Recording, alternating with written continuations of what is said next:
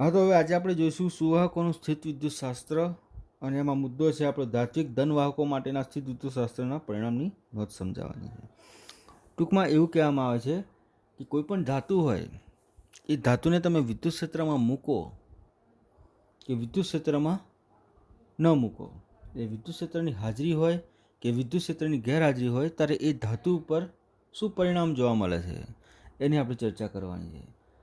બીજી બાબત એવી છે કે કોઈ પણ ધાતુ હોય એ ધાતુ છે એના ઉપર બહારથી વિદ્યુતભાર આવી શકે છે કે અંદરથી વિદ્યુતભાર બહાર જઈ શકે છે કે નથી જઈ શકતો, એના પણ પરિણામની આપણે ચર્ચા કરવાની છે. ટૂંકમાં થિયરી આપણી શાબ્દિક છે પણ સમજણમાં આપણે જોઈશે. તો 110% જે શાબ્દિક બાબત છે તમને પીડીએફ કરીને મોકલી આપીશું, પણ જે સમજણ છે સમજણ તમને અહીંયા બતાવી દઈશું. ઓકે, તો પહેલો મુદ્દો છે કે સુવાહકના અંદરના ભાગમાં સ્થિત વિદ્યુત ક્ષેત્ર શૂન્ય હોય છે. એટલે હું એમ કહું છું કે સુવાહક છે આ, એમાં કોઈ બાહ્ય વિદ્યુત ક્ષેત્ર લાગુ પડેલું નથી. તો સુવાહક એટલે કે ધાતુ છે. હવે એમાં નિયમ છે કે ધાતુઓમાં શું હોય છે, તેના લેટિસ બિંદુ ઉપર ધન આયનો કેવા હોય છે, સ્થિર હોય છે. પણ જે ઇલેક્ટ્રોન હોય, ઇલેક્ટ્રોન શું હોય, મુક્ત ગતિ કરતા હોય છે. પણ એવું કહેવામાં આવે છે કે ઇલેક્ટ્રોન જે મુક્ત ગતિ કરતા હોય છે એ ઇલેક્ટ્રોન એટલા બધા પણ મુક્ત નથી હોતા કે જે સપાટીની બહાર જઈ શકે છે. એટલે એનો મતલબ એવો થાય છે કે ઇલેક્ટ્રોન મુક્ત અસ્તવ્યસ્ત ગતિ કરતા હોય છે. એનો મતલબ એવો થયો કે વિદ્યુત ક્ષેત્ર ગેરહાજર છે અને આ ધાત્વિક પદાર્થ છે, એટલે મેં સ્થિર સ્થિતિ કહેવાય કે આ સ્થિર સ્થિતિમાં ધાત્વિક પદાર્થ છે, ધાત્વિક પદાર્થના અંદરના ભાગમાં તમને વિદ્યુત ક્ષેત્ર શું મળશે, 0 મળશે. એનો મતલબ એવો થાય કે સપોઝ કે 5 ઇલેક્ટ્રોન ડાબી સાઈડ જતા હોય તો 5 ઇલેક્ટ્રોન ક્યાં જશે, જમણી સાઈડ. તો 5 ઇલેક્ટ્રોનની અસર +5 હોય તો 5 ઇલેક્ટ્રોનની બીજા 5ની કેવી હશે, -5. તો ટોટલેશન શું થઈ જાય, 0. એનું કારણ છે કે અસ્તવ્યસ્ત મુક્ત ઇલેક્ટ્રોન ગતિ કરતા હોય છે. પણ એવું પણ કહે છે કે આ ઇલેક્ટ્રોન એટલા બધા બી મુક્ત નથી હોતા કે જે સપાટીની બહાર જતા રહે છે. Okay, ready. હવે બીજી બાબત છે કે આ જ ઇલેક્ટ્રોન છે, આ જ ઇલેક્ટ્રોનને આપણે મીન્સ આ જ ઇલેક્ટ્રોન છે.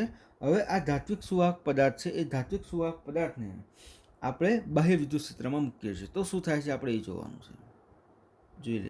હવે આપણે એક મુદ્દો જોઈ ગયા કે સુવાહક પદાર્થ છે એ વિદ્યુત ક્ષેત્રમાં ન હોય, બાહ્ય વિદ્યુત ક્ષેત્રમાં ન હોય તો પણ એના અંદરના ભાગમાં વિદ્યુત ક્ષેત્ર શું હોય, 0 થાય. હવે બીજો મુદ્દો છે કે બાહ્ય વિદ્યુત ક્ષેત્રમાં મેં સુવાહક પદાર્થને મૂક્યો છે. આ બાહ્ય વિદ્યુત ક્ષેત્ર છે, એનો મતલબ થાય કે જ્યાંથી નીકળે ત્યાં શું હોય, પ્લસ હોય, અને જ્યાં એન્ટર થાય ત્યાં શું હોય, માઇનસ હોય. તો ટૂંકમાં આ બાહ્ય વિદ્યુત ક્ષેત્ર છે. સમજો એકવાર શાંતિથી. એનો મતલબ એવો થયો કે બાહ્ય વિદ્યુત ક્ષેત્ર પ્લસ ટુ માઇનસ, એટલે બાહ્ય વિદ્યુત ક્ષેત્ર કઈ દિશામાં છે, તો બાહ્ય વિદ્યુત ક્ષેત્ર છે જમણી સાઈડ છે, જેને હું ઈ નામ આપીશ. હવે થશે કેવું કે જેવું બાહ્ય વિદ્યુત ક્ષેત્રમાં સુવાહક પદાર્થ આપણે મૂકીશું તો 110% સુવાહક પદાર્થ છે પ્લસ માઇનસ ધરાવે છે. તો આકર્ષણની સ્થિતિના લીધે અને અપાકર્ષણની સ્થિતિના લીધે, તો આકર્ષણ અને અપાકર્ષણની સ્થિતિના લીધે આ સુવાહક પદાર્થના બધા જે માઇનસ છે એ માઇનસ ક્યાંય જશે, પ્લસ બાજુ સપાટી પર જમા થશે. થઈ ગયા. અને આ જ સુવાહકના બધા પ્લસ છે એ પ્લસ ક્યાંય જશે, સપાટી પર. કેમ આવે છે, તો જો આ બાજુ પ્લસ છે એટલે માઇનસ બધા ખેંચાશે, આ બાજુ માઇનસ છે એટલે પ્લસ બધા ખેંચાશે. તો આ સુવાહકના અંદરના ભાગમાં જે છે, જે ટ્રાન્સફોરેશન થાય એના કારણે જે વિદ્યુત ક્ષેત્ર મળ્યું છે એ વિદ્યુત ક્ષેત્ર કેવું હશે, તો જમણી સાઈડ નહીં હોય પણ ક્યાં હશે, ડાબી સાઈડ. હવે તમે સમજી શકો છો 110% આ ઈ અને આ ઈ ડાયરેક્શન કેવી છે, ઓપોઝિટ છે. 110% પરિણામ શું મળશે, 0. એટલે એવું કહેવામાં આવે છે કે સુવાહક પદાર્થ છે, સુવાહક પદાર્થને તમે બાહ્ય વિદ્યુત ક્ષેત્રમાં મૂકો કે ન મૂકો, તેના અંદરના ભાગમાં વિદ્યુત ક્ષેત્ર કેવું મળશે, 0 મળશે. બહુ મહત્વનો મુદ્દો છે જે આપણે સમજી શકીએ છીએ. 110% ખ્યાલ આવી જાય કે આ તમે વિદ્યુત ક્ષેત્રની ગેરહાજરી બતાવી છે, આ તમે વિદ્યુત ક્ષેત્રની હાજરી બતાવી છે. તો વિદ્યુત ક્ષેત્રની ગેરહાજરીમાં પણ અંદર વિદ્યુત ક્ષેત્ર શૂન્ય હોય અને વિદ્યુત ક્ષેત્રની હાજરીમાં પણ શૂન્ય. એનું કારણ છે કે આ 5 પ્લસ હતા તો -4 ખેંચાયા, આ 4 માઇનસ હતા તો 4 પ્લસ ખેંચાયા. ટૂંકમાં આ બહારનું વિદ્યુત ક્ષેત્ર જો જમણી સાઈડ હોય તો અંદરનું વિદ્યુત ક્ષેત્ર ડાબી સાઈડ હશે. ટૂંકમાં વિદ્યુત ક્ષેત્રની વેલ્યુ સમાન હોય પણ ડાયરેક્શન ઓપોઝિટ, એટલે એનું પરિણામ શું મળશે, આપણને 0 મળશે. ઓકે, 110% આપણો પહેલો મુદ્દો થયો છે કે સુવાહકના અંદરના ભાગમાં સ્થિત વિદ્યુત ક્ષેત્ર કેવું હોય છે, શૂન્ય હોય છે. તો આ શું થઈ, સમજૂતી થઈ. અને જે શાબ્દિક છે એ શાબ્દિકમાં આપણે એવું લખી શકીએ કે ભાઈ ધાત્વિક સુવાહકમાં મુક્ત ઇલેક્ટ્રોન રહેલા હોય છે. આ મુક્ત ઇલેક્ટ્રોન સપાટીની બહાર જાય એટલા મુક્ત હોતા નથી. સ્થાયી સ્થિતિમાં સુવાહકના અંદરના ભાગમાં કુલ વિદ્યુત ક્ષેત્ર શું હોય છે? શૂન્ય હોય. જો આ સુવાહકને બાહ્ય વિદ્યુત ક્ષેત્રમાં દાખલ કરવામાં આવે તો તેમાં રહેલો વિદ્યુતભાર આકર્ષણની સ્થિતિને લીધે સપાટી પર શું થાય છે? જમા થાય છે, જેથી અંદરના ભાગમાં વિદ્યુત ક્ષેત્ર શું મળે છે? શૂન્ય મળે છે. ઓકે, બહુ સમજવા જેવી થિયરી છે, 110% સમજ પડે એવી છે. આ એક મુદ્દો થયો. આવા તો બીજા 4 થી 5 મુદ્દા છે. તો હવે આપણો સેકન્ડ પોઈન્ટ આપણે સ્ટાર્ટ કરીશું. એક મુદ્દો પૂરો થયો. બીજું પરિણામ શું હતું? ઓકે, હવે આપણો આગળનો પોઈન્ટ છે, બહુ મહત્વનો પોઈન્ટ છે, સમજી શકાય છે. મેં લખ્યું છે કે વિદ્યુતભારિત સુવાહકની સપાટી પર સ્થિત વિદ્યુત ક્ષેત્ર સપાટીને હંમેશા લંબ હોય છે. તો લંબ કેમ હોય છે એની આપણે સમજૂતી મેળવવાની છે. તો હું કહું છું કે આ સુવાહક પદાર્થ છે, એની સપાટી પર વિદ્યુતભાર છે, કો તો પ્લસ પણ હોઈ શકે, કો તો માઇનસ પણ હોઈ શકે. આપણે પ્લસ રાખીએ છીએ.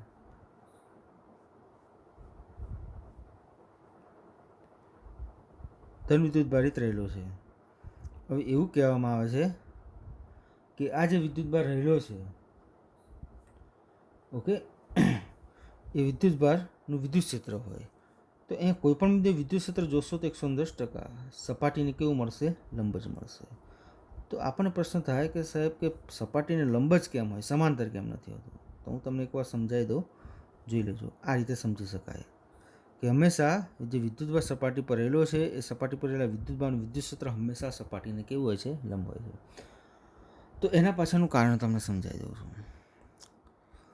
નિયમ એવું કહે છે કે સામાન્ય સ્થિતિમાં નિયમ એવું કહે છે કે મુક્ત ઇલેક્ટ્રોન સપાટીની બહાર જઈ શકતા નથી.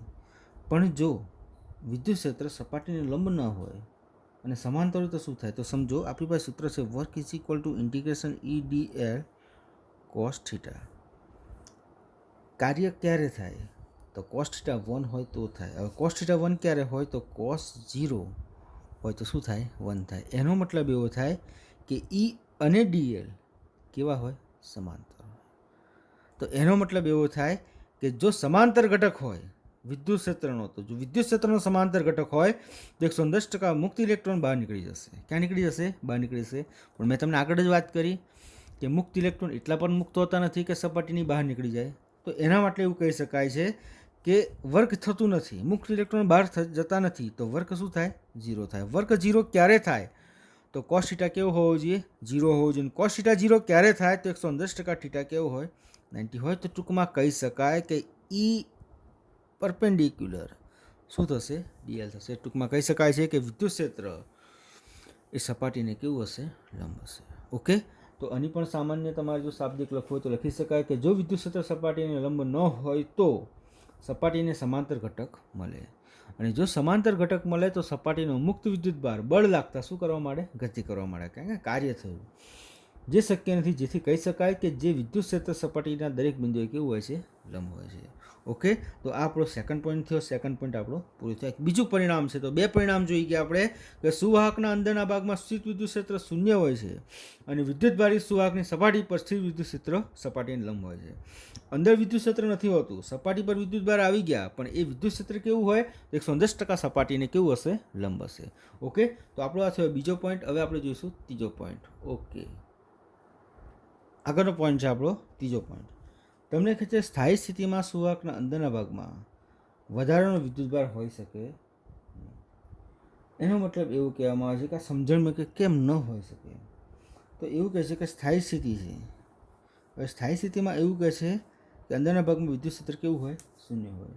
હવે એવું કહેવામાં કે સ્થાયી સ્થિતિમાં સુવાહકના અંદરના ભાગમાં વિદ્યુત ક્ષેત્ર શૂન્ય હોવાથી બહારનો કોઈ વિદ્યુતભાર અંદર આવી શકતો નથી, કે અંદરનો કોઈ વિદ્યુતભાર બહાર જઈ શકતો નથી. એનું કારણ છે કે સ્થાયી સ્થિતિમાં આપણે જે પહેલી જ વાત કરી મેં તમને કે આ પોઝિશનમાં અંદર વિદ્યુત ક્ષેત્ર કેવું હોય? શૂન્ય હોય. અને અંદર વિદ્યુત ક્ષેત્ર શૂન્ય હોય તો બળ ના લાગે, અને જો બળ ના લાગે ને તો બહારનો કોઈ અંદર આવી પણ ના શકે અને અંદરનો કોઈ બહાર જઈ પણ ના શકે. તો ટૂંકમાં આપણે એક મહત્ત્વની બાબત થઈ છે. ઓકે, હવે એવું કહે છે કે તમે આની અંદર કોઈ ગાઉસિયન પૃષ્ઠ લો ને ખાલી, તો તમે સપોઝ કે અંદર ગાઉસિયન પૃષ્ઠ આવું ધારો, તો તમે ગાઉસિયન પૃષ્ઠ ધારશો ને તો પણ ઘેરાયેલું વિદ્યુતભાર શું મળશે? 0 મળશે. તો એવું કહી શકાય કે એનો મતલબ એવું છે કે સ્થાયી સ્થિતિમાં અંદરના ભાગમાં વિદ્યુત ક્ષેત્ર શૂન્ય હોય, અને અંદરના ભાગમાં વિદ્યુત ક્ષેત્ર શૂન્ય હોવાથી અંદરનો વિદ્યુતભાર બહાર જઈ શકતો નથી અને બહારનો વિદ્યુતભાર અંદર આવી શકતો નથી. તો આપણે આ પરિણામનો ત્રીજો પોઈન્ટ સમજી ગયા. પહેલો પોઈન્ટ કયો સમજ્યા? વિદ્યુત ક્ષેત્ર અંદર શૂન્ય હોય. બીજો પોઈન્ટ કયો સમજ્યા? વિદ્યુત ક્ષેત્ર સપાટીને લંબ હોય. ત્રીજો પોઈન્ટ કયો સમજ્યા? વિદ્યુતભાર અંદર કે બહાર જઈ શકતો નથી. ઓકે, હવે આપણે જોઈશું ચોથો પોઈન્ટ. ઓકે, આપણો ચોથો પોઈન્ટ છે. તમને કહે છે સુવાહકના સમગ્ર કદમાં સ્થિત વિદ્યુત ક્ષેત્ર સ્થિતિમાન અચળ હોય છે. કઈ રીતે હોય છે તો તમને હું સમજાવી દઉં કે આ સુવાહક છે. મેં કીધું એ પ્રમાણે સુવાહકના અંદરના ભાગમાં વિદ્યુત ક્ષેત્ર કેવું હોય છે? 0 હોય. સ્થિતિમાન અચળ કેમ હોય તો તમને સમજાવું કે સ્થિતિમાન કોને કહે છે તો અનંત અંતરથી વિદ્યુતભારને સપાટી સુધી કે અનંત વિદ્યુતભારને લાવવા માટે કરવા પડતા કાર્યને આપણે શું કહીએ છીએ? સ્થિતિમાન. હવે ધારો કે અનંત અંતરેથી આ એક વિદ્યુતભારને મારે આ બિંદુએ લાવવું છે તો મારે 110% કાર્ય ક્યાં સુધી કરવું પડે? સપાટી સુધી. કેમ? સપાટી પર વિદ્યુતભાર હોય, અંદર નથી હોતો. ઓકે, તો અહીંથી મારે અહીં સુધી કાર્ય કરવું પડે, અહીં કાર્ય કરવું પડતું નથી. એનો મતલબ એવો થયો કે અહીં લાઈન છોડ દો એટલે વિદ્યુતભાર અંદર આવી જાય. એનો મતલબ એવો થાય કે જો અહીંયા સ્થિતિમાન 50 હશે તો અહીંયા દરેક બિંદુએ કેવું હશે? 50 હશે. એનો મતલબ એવો છે કે જે કદ છે સમગ્ર કદના અંદરના ભાગમાં સ્થિતિમાન 50-50-50 એટલે 0 નહીં પણ શું મળે? અચળ મળે. હવે એ સ્થિતિમાન કોના જેટલું હોય તો 110% સપાટી જેટલું હોય. કેમ? તમે અહીંથી અહીં લાયા તો સપાટી સુધી કાર્ય કેટલું કર્યું? 50 કર્યું. પછી આગળ કાર્ય નથી કરવાનું. કેમ કાર્ય નથી કરવાનું? તો વિદ્યુત ક્ષેત્ર શું છે? 0 છે. એનો મતલબ એવો થાય કે સુવાહકના સમગ્ર કદમાં અંદરના ભાગના વિદ્યુત સ્થિતિમાન કેવું હોય છે? અચળ હોય છે. અને કોના જેટલું હોય તો જે સપાટી પર જે સ્થિતિમાન હોય એટલા જેટલું. હું વિદ્યુતભારને અહીંથી લાવ્યો છું, અહીં સુધી કાર્યમાં 50 જેટલું કર્યું એટલે સપાટી પર સ્થિતિમાન કેટલું મળ્યું? 50 મળ્યું. અંદર કાર્ય કરવું પડતું નથી. તો અહીંયા સપાટી પર 50 હશે તો અંદરના ભાગમાં પણ સ્થિતિમાન કેટલું હશે? 50. સિમ્પલ વસ્તુ છે. વિદ્યુતભારને હું અંદર લઈ જાઉં છું, મારે કાર્ય સપાટી સુધી જ કરવાનું છે. સપાટી સુધી કાર્ય થયું 50નું, સ્થિતિમાન કેટલું આવ્યું? 50 આવ્યું. એ સ્થિતિમાન ક્યાં હશે? અંદર. અહીં 50નું કાર્ય કર્યું તો અંદર કાર્ય નથી કરવાનું તો અંદર પણ સ્થિતિમાન કેટલું હોય? 50 હોય. તો આપણે એક મહત્વનો મુદ્દો છે કે સુવાહકના સમગ્ર કદમાં સ્થિત વિદ્યુત સ્થિતિમાન અચળ હોય છે અને તેનું મૂલ્ય કેટલું હોય છે તો તેનું મૂલ્ય સપાટી પરના મૂલ્ય જેટલું હોય છે.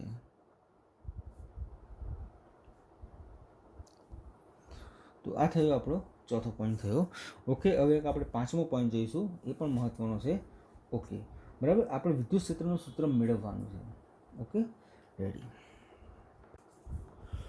ઓકે, હવે આપણો પાંચમો મુદ્દો છે. એક સુવાહક સપાટી આપી છે, એ સપાટીની પૃષ્ઠ ઘનતા કેટલી છે? સિગ્મા છે. કે વિદ્યુતભારી સુવાહક સપાટીની વિદ્યુત ક્ષેત્ર અંદરના ભાગમાં શું હોય છે? 0 હોય છે. અંદરના ભાગમાં વિદ્યુત ક્ષેત્ર કેવું છે? 0 છે. સપાટીની પૃષ્ઠ ઘનતા કેટલી છે? સિગ્મા છે. તો એવું કહેવામાં છે કે આ જે મેં પિલ બોક્સ લીધું છે એ પિલ બોક્સ થોડું અંદર રાખ્યું છે, થોડું ક્યાં રાખ્યું છે? બહાર રાખ્યું છે. હવે સમજવાનું ખાસ ધ્યાનથી જોજો એકવાર. અંદરના ભાગમાં એટલે આ વિસ્તાર છે એની અંદર વિદ્યુત ક્ષેત્ર શૂન્ય છે એટલે આ વિસ્તારના કારણે અંદરના ભાગમાં એટલે અડધા પિલ બોક્સને કારણે ફ્લક્સ કેવું મળશે? 0 મળશે. કે જે આ પિલ બોક્સ છે જે નળાકાર કહે છે એ નળાકાર અંદરના ભાગમાં છે તો અંદરના ભાગમાં જેટલો નળાકાર રહેલો છે એ નળાકારના વિસ્તારમાં વિદ્યુત ક્ષેત્ર શૂન્ય છે એટલે એનાથીમાંથી નીકળતું ફ્લક્સ શું મળશે? શૂન્ય મળશે. પણ આ જે બહારનો ભાગ છે એમાં વિદ્યુત ક્ષેત્ર સંકળાયેલું છે ને વિદ્યુત ક્ષેત્ર, તો 110% ત્યાં તમને ફ્લક્સ મળી શકે. તો મારો કહેવાનો મતલબ એવો છે કે સૌપ્રથમ આપણે જોવું પડશે કે આ જે પિલ બોક્સ છે એમાં ઘેરાયેલો વિદ્યુતભાર કેટલો હોય. તો આપણને ખબર છે, મેં સમજાયેલું છે કે સિગ્મા ઇઝ ઇક્વલ ટુ શું થાય તો Q/A થાય. તો Q ઇઝ ઇક્વલ ટુ શું થાય? સિગ્મા ઇન્ટુ A થાય. તો કહી શકાય કે ઘેરાયેલો વિદ્યુતભાર small q is equal to sigma.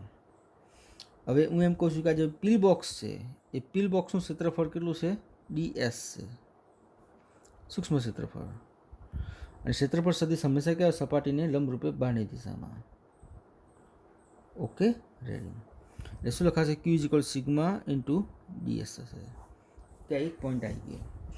હવે સમજવાનું નિયમ શું કહે છે કે અંદરના ભાગમાં ફ્લક્સ મળતું નથી પણ બહારના ભાગમાં ફ્લક્સ તમને મળશે. એ ફ્લક્સ કેટલો હશે તો ફાઈ ઇઝ ઇક્વલ ટુ ઘેરાયેલો વિદ્યુતભાર છેદમાં એપ્સિલોન 0 થાય. ટૂંકમાં ફાઈ ઇઝ ઇક્વલ ટુ ક્યુ કેટલા છે તો સિગ્મા ds એપ્સિલોન 0 થશે. Okay, ready. અને હાલ તો 1 નંબર અને હાલ તો 2 નંબર. ઓકે, હવે ફાઈ બરાબર બીજું શું લખાય તો E A cos θ લખો છો ને તમે, તો phi is equal to E A cos θ. તો એ નહીં લખવાનો, ds cos theta. Okay done. તો 3 અને 2 ને સરખાઈ દો તો ds cos theta sigma ds epsilon 0 ds cancel. Okay સમજો. હવે આ થીટા શું હતો તો અહીં જો હે થીટા કેવો છે 0 છે ને, તો થીટા ઇઝ ઇક્વલ ટુ 0 એટલે કોસ થીટા ઇઝ ઇક્વલ શું થઈ જાય 1 થઈ જાય. એટલે ઈ is equal to sigma upon epsilon 0 થશે. ઓકે આ શું બતાવ્યું છે તમને, વિદ્યુત ક્ષેત્રનું મૂલ્ય, એનું ડાયરેક્શન બતાવ્યું હોય તો ઈ સદિશ બરાબર સિગ્મા અપોન એપ્સિલોન 0 શું થશે n કેરેટ થશે. 110% આ પણ મહત્ત્વની થિયરી થાય, તમે આને પણ વ્યવસ્થિત લખી શકો. ટૂંકમાં આપણને ખ્યાલ છે કે અહીંયા મેં શું કીધું, એક સુવાહક પૃષ્ઠ લીધું જેની પૃષ્ઠઘનતા સિગ્મા છે, આ પીલ બોક્સ લીધો જેનું ક્ષેત્રફળ સદિશ ds છે, એને અડધો અંદર રાખ્યો અડધો ક્યાં રાખ્યો બહાર રાખ્યો. અંદરના ભાગમાં વિદ્યુત ફ્લક્સ નહીં મળે, બહારના ભાગમાં મળશે. તો આ પીલ બોક્સ દ્વારા ઘેરાતો વિદ્યુતભારને શોધી નાખ્યો q is equal sigma ds. Flux કેટલું મળે તો q અપોન એપ્સિલોન 0 મળે, તો phi is equal to sigma ds upon epsilon 0 થશે. ટૂંકમાં phi is equal two eds cos theta થાય. આ બેને સરખાયા, cos theta is equal two 1 થશે તો e બરાબર સિગ્મા અપોન એપ્સિલોન 0 થશે. ટૂંકમાં e સદિશ બરાબર sigma upon epsilon 0 n caret મળી જાય. ઓકે 110% આ પણ થિયરી બહુ મહત્ત્વની છે. Okay ready. હવે આપણો એક નવો પોઈન્ટ છે ઇલેક્ટ્રોસ્ટેટિક શિલ્ડિંગ. ઇલેક્ટ્રોસ્ટેટિક શિલ્ડિંગ નવો મુદ્દો છે આપણા માટે. ઇલેક્ટ્રોસ્ટેટિક શિલ્ડિંગ તો આપણો પ્રશ્ન સાહેબ આ શું હશે, તો એવું કહે છે બે આકૃતિ તમને બતાવશું. પહેલી આકૃતિમાં વિદ્યુતભાર આપણે મૂક્યો નથી, આ સામાન્ય સ્થિતિમાં સુવાહક છે. હવે એને હું બાહ્ય વિદ્યુત ક્ષેત્રમાં રાખું છું. હવે જ્યારે આ સુવાહકને બાહ્ય વિદ્યુત ક્ષેત્રમાં રાખીએ તો 110% બાહ્ય વિદ્યુત ક્ષેત્રનો પ્લસ અહીં હશે, એનો માઇનસ અહીં હશે. એટલે આ જે સુવાહક જે છે એ સુવાહકનો માઇનસ અહીં જમા થઈ જશે, એનો પ્લસ આ બચત થશે. ટૂંકમાં એના અંદરના ભાગમાં વિદ્યુત ક્ષેત્ર કેવું મળશે 0 મળશે. આપણે વિદ્યુતભાર નાખ્યો નથી, માત્ર એને વિદ્યુત ક્ષેત્રમાં મૂક્યો છે. ટૂંકમાં એવું કહે છે કે આ સુવાહકને તમે વિદ્યુત ક્ષેત્રમાં મૂકો તો એના અંદરના ભાગમાં વિદ્યુત ક્ષેત્ર શું હોય છે 0 હોય છે. ખ્યાલ આવી ગયો.